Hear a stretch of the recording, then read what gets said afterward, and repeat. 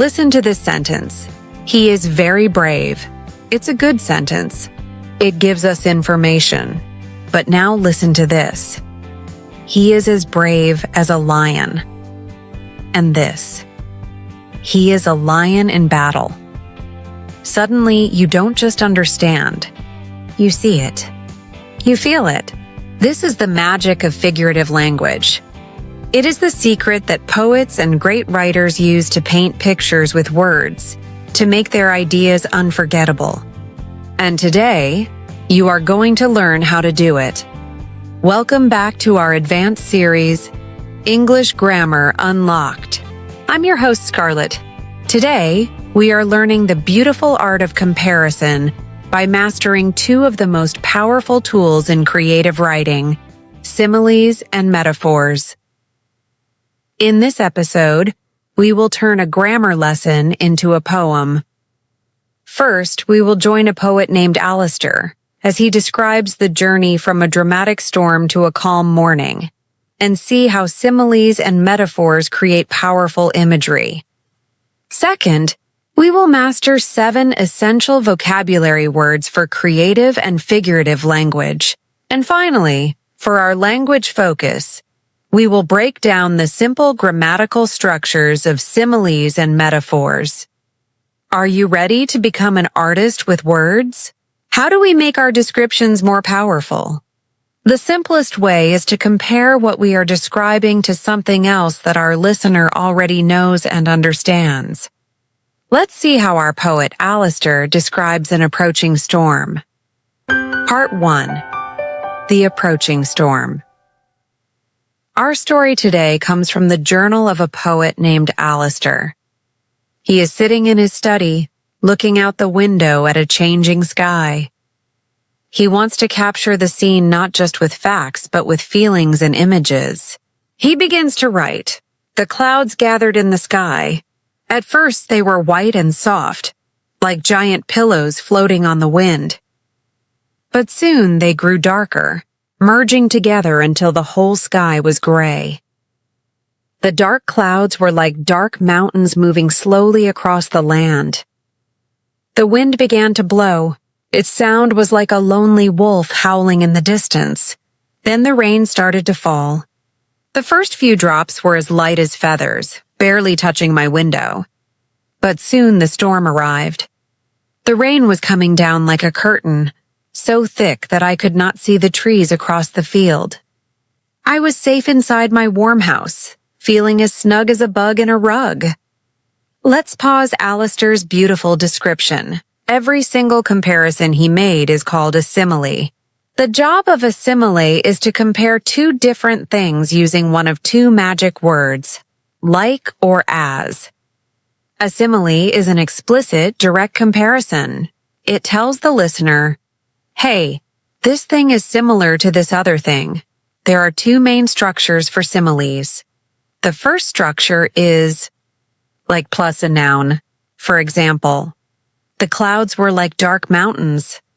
The sound was like a lonely wolf. The rain was like a curtain. The second structure is as plus adjective plus as plus a noun. We use this structure to compare a specific quality. For example, the drops were as light as feathers. The night was as black as coal. He is as strong as an ox. Similes are a fantastic and easy way to make your descriptions more vivid and relatable. Similes are powerful. But what if you want to make your comparison even stronger, even more direct and poetic? For that, we must remove the connecting words like and as, and use the grammar of direct transformation. Let's see how our poet describes the world after the storm has passed. Part 2. The Calm Morning. The next morning, Alistair wakes up. The storm is over. The world is clean and fresh. He looks out the window again and continues to write in his journal. The sun came out. The sun was a golden coin in the clear blue sky. The wet leaves on the trees were diamonds, sparkling in the morning light. A small puddle in the garden was a perfect mirror, reflecting the clouds and the sky. I felt a great sense of peace. My heart was a feather, feeling light and free.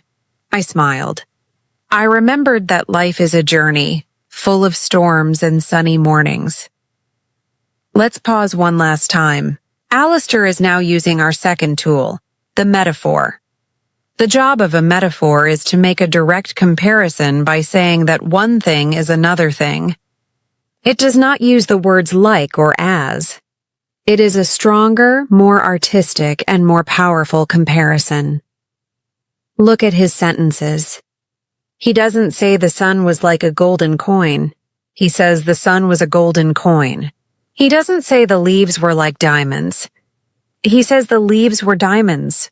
This is a direct comparison that creates a very strong image in the reader's mind by merging two different ideas into one. The most common structure for a metaphor uses the verb to be.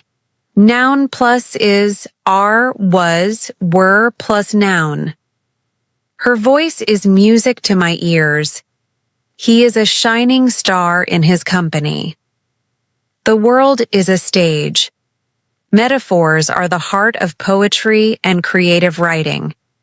They invite the listener to see the world in a new and imaginative way. Our poet has painted a beautiful picture of a storm and its aftermath using the power of figurative language. Now, are you ready to become a language artist yourself? Let's analyze the simple but powerful tools he used. Part 3.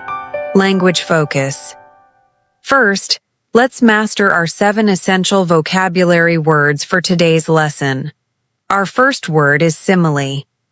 A simile is a comparison of two different things using the words like or as. For example, as brave as a lion is a famous simile. Our second word is metaphor. A metaphor is a direct comparison that says one thing is another thing, without using like or as. For example, life is a journey is a beautiful metaphor. Our third phrase is figurative language. Figurative language is the use of words in a way that is different from their normal literal meaning, in order to create a special effect. For example, similes and metaphors are two types of figurative language. Next, we have to compare. To compare means to look at two or more things to see how they are similar or different. For example, figurative language compares an idea to an image. Our fifth word is vivid. Vivid means producing strong, clear pictures in the mind. For example, metaphors can help you create vivid imagery in your writing. The sixth word is poetic. Poetic means having an imaginative and artistic quality, like poetry. For example, using similes and metaphors can make your English sound more poetic. And our final word is imagery. Imagery is the use of words to create pictures or images in the mind. For example, the poet used beautiful imagery to describe the storm. Now for our grammar focus, similes and metaphors. Let's do a final, clear comparison. A simile is an indirect comparison. It uses the magic words like or as. The structure is like plus noun or as plus adjective plus as plus noun. Example: her smile is like the sun, or her smile is as bright as the sun. A metaphor is a direct comparison. It says one thing is another thing. It often uses the verb to be, is, are, was, were. The structure is noun plus is, are, plus noun dot example. Her smile is the sun. Similes are often clearer and more direct for the listener. Metaphors are often more artistic and powerful. You have the theory. Now it's time to become a poet yourself. How can you practice using this beautiful figurative language in your own English? Part 4. Practice tips for the 4 skills. For listening, listen to the lyrics of your favorite English love song. Love songs are always full of similes and metaphors. Listen for phrases that start with, "My love is like a," or "You are my." Write down the comparisons you hear. For speaking, practice with your AI tutor. Your challenge is to describe a person, a place, or a feeling using one simile and one metaphor. Use your voice. For example, "My best friend is as funny as a comedian. He is a rock. I can always depend on him." For reading, find and read a short poem in English online. Poetry is the home of similes and metaphors. Read the poem slowly and highlight all the comparisons you can find. Think about the feeling or image that each comparison creates. And for writing, this is a fun exercise for your journal. Practice turning similes into metaphors. First, write a simple simile, like "the city was like a jungle."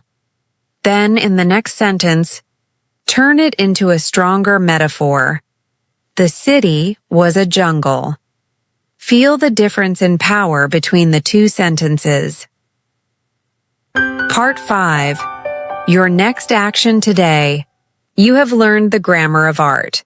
Figurative language is the heart of creative expression. You now have the tools to go beyond simple, literal descriptions and start painting pictures with your words. This will make your English more vivid, more memorable, and much more beautiful. As we conclude, let's quickly summarize our lesson. We followed a poet's journal and learned the key difference between similes, which compare using like or as, and metaphors, which make a direct comparison by saying one thing is another. We also learned 7 essential vocabulary words for this topic. As a review, those words were simile, metaphor, figurative language, to compare, vivid, poetic, and imagery. Now, I have a final challenge for you. Describe something simple using a simile with like or as. For example, "My coffee today is as strong as an ox."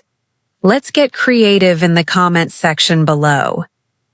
If you are committed to making this mindset a part of your life, show your energy by smashing that like button.